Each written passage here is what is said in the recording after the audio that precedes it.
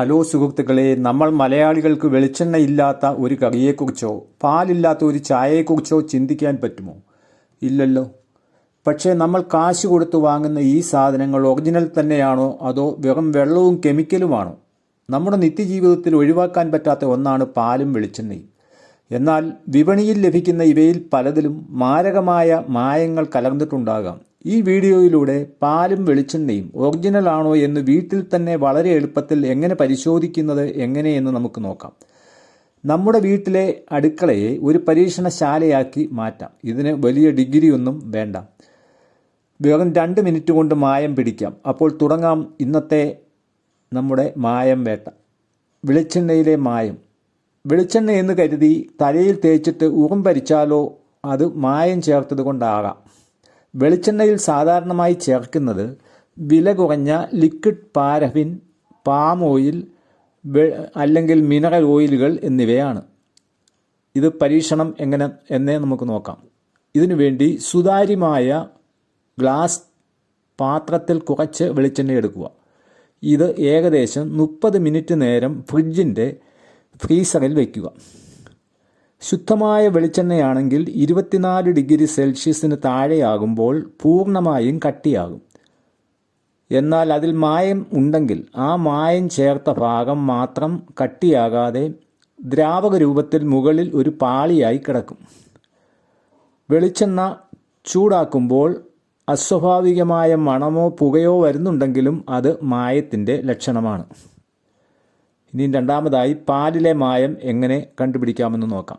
ചായ അടിക്കുമ്പോൾ പാല് കുറവാണെന്ന് ഭാര്യ പറഞ്ഞാൽ വെള്ളം ചേർക്കാം. പക്ഷേ കടക്കാരൻ ചേർത്താൽ അത് നമ്മൾ കണ്ടുപിടിക്കണം. പാലിൽ വെള്ളം മാത്രമല്ല, കട്ടി കൂടാൻ യൂറിയ, ഡിറ്റർജൻറ്റ്, അന്നജം എന്നിവയും ചേർക്കാറുണ്ട്. വെള്ളമുണ്ടോ എന്നറിയാൻ ഒരു മിനുസമുള്ള ചില്ല്, പ്ലേറ്റോ ടൈലോ ചരിച്ചു വെക്കുക. അതിലേക്ക് ഒരു തുള്ളി പാൽ ഒഴിക്കുക. പാൽ പതുക്കെ ഒഴുകി പിന്നിൽ ഒരു വെള്ള വര അവശേഷിക്കുന്നുവെങ്കിൽ അത് ശുദ്ധമാണ്. വെള്ളം ചേർത്തതാണെങ്കിൽ പാൽ പെട്ടെന്ന് ഒഴുകിപ്പോകും വരെ അവിടെ കാണുകയുമില്ല.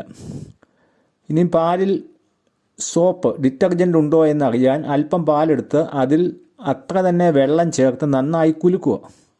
പാൽ അമിതമായി പതയുന്നുവെങ്കിൽ, സോപ്പ് പത പോലെ പതയുന്നുവെങ്കിൽ അതിൽ ഡിറ്റർജൻറ്റ് കലർന്നിട്ടുണ്ടാകാം.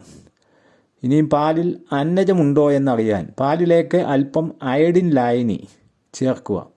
പാലിൻ്റെ നിറം നീലയായി മാറുന്നുവെങ്കിൽ അതിൽ കഞ്ഞിവെള്ളമോ അന്നജമോ ചേർത്തിട്ടുണ്ട് എന്ന് ഉറപ്പിക്കാം.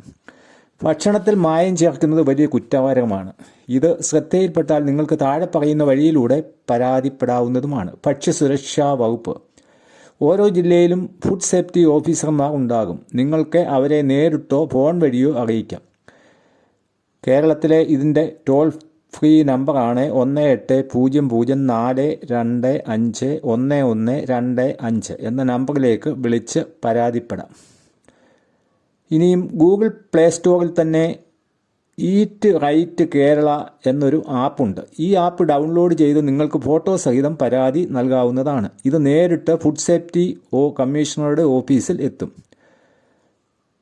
സാമ്പിൾ പരിശോധന. നിങ്ങൾക്ക് സംശയമുള്ള ഉൽപ്പന്നം അംഗീകൃത ലാബുകളിൽ, അതായത് തിരുവനന്തപുരത്തുള്ള ഗവൺമെൻറ് അനലിറ്റിക്കൽ ലാബുകളിൽ പോയി പരിശോധിക്കാം. ഇതിന് ചെറിയൊരു ഫീസ് നൽകേണ്ടി വരും. റിപ്പോർട്ട് തെറ്റാണെങ്കിൽ ആ തുക തിരികെ ലഭിക്കാനും നിയമമുണ്ട്.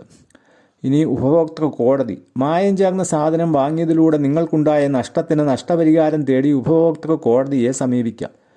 ഇതിന് വലിയ വക്കീൽ ഫീസൊന്നും ആവശ്യമില്ല. നമ്മുടെ പൈസ പോയത് പോട്ടെ, പക്ഷേ വിഷം കുടിച്ചിട്ട് വയർക്കേടായാൽ ആര് ഉത്തരം പറയും? അപ്പോൾ കണ്ടല്ലോ, നമ്മുടെ ആരോഗ്യം നമ്മുടെ കൈകളിലാണ്. കുറഞ്ഞ വിലയ്ക്ക് കിട്ടുന്നുവെന്ന് കരുതി എന്ത് കിട്ടിയാലും വാങ്ങരുത്. അപ്പോൾ സുഹൃത്തുക്കളെ, നമ്മൾ ഇന്ന് കണ്ട ഈ കാര്യങ്ങൾ വെറും പരീക്ഷണങ്ങൾ മാത്രമല്ല, നമ്മുടെ കുടുംബത്തിൻ്റെയും ആരോഗ്യത്തിന് അത്യാവശ്യമായി അറിഞ്ഞിരിക്കേണ്ട കാര്യങ്ങളാണ്. ഇന്ന് തന്നെ നിങ്ങളുടെ അടുക്കളയിലുള്ള പാലും വെളിച്ചെണ്ണയും ഒന്ന് പരീക്ഷിച്ചു നോക്കൂ. ഫലം എന്താണെന്ന് കമൻറ്റ് ബോക്സിൽ അറിയിക്കുവാൻ മറക്കരുത്. നിങ്ങൾക്ക് ഈ വീഡിയോ ഉപകാരപ്പെട്ടു എന്ന് തോന്നുന്നുവെങ്കിൽ ദയവായി ഇത് നിങ്ങളുടെ സുഹൃത്തുക്കൾക്കും കുടുംബാംഗങ്ങൾക്കും ഷെയർ ചെയ്യുക. ഇതുപോലെയുള്ള കൂടുതൽ അറിവുകൾക്കും നിത്യജീവിതത്തിൽ ഉപകരിക്കുന്ന ടിപ്പുകൾക്കുമായി നമ്മുടെ ഈ ചാനൽ ഇപ്പോൾ തന്നെ സബ്സ്ക്രൈബ് ചെയ്യുക. കൂടെ ആ ബെൽ ഐക്കൺ കൂടി ഒന്ന് അമർത്തിയാൽ ഞാനിടുന്ന വീഡിയോകൾ അപ്പോൾ തന്നെ നിങ്ങൾക്ക് ലഭിക്കും. അപ്പോൾ പുതിയൊരു വിഷയവുമായി അടുത്ത വീഡിയോയിൽ കാണാം. അതുവരെ എല്ലാവർക്കും നന്ദി, നമസ്കാരം.